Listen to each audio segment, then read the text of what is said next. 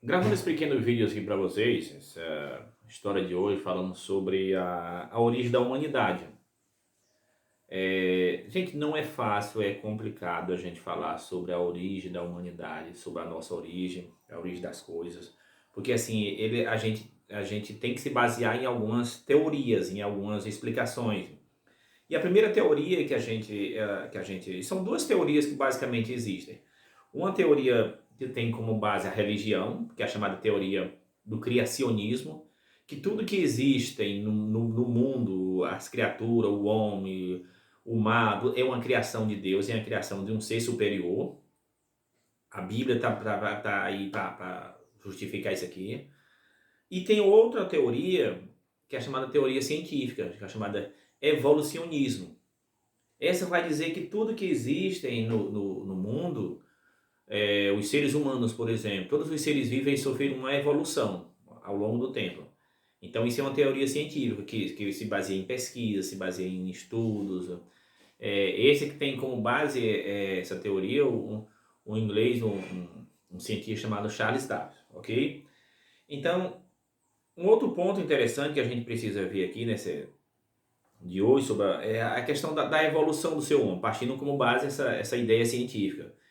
Que o homem ele sofreu, ao longo de milhares e milhares de anos, ele sofreu uma evolução.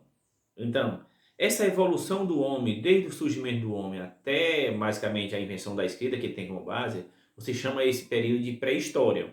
Então, essa pré-história ela divide em períodos, tipo assim, tem uma fase em que o ser humano, por exemplo, ele não tinha residência fixa, ele morava em cavernas, ele sobrevivia da caça, da pesca. Esse período é chamado de paleolítico, entendeu? Seus instrumentos eram de pedra, eram de ossos, entendeu? Paus e pedra, basicamente eram seus instrumentos. Quando ele evolui, quando ele descobre a agricultura, que passa a domesticar animais, esse período passa a se chamar de período neolítico, né? É uma fase mais avançada, vamos dizer assim. Seus instrumentos continuam sendo de paus e pedra, porém já é uma pedra afiada, né?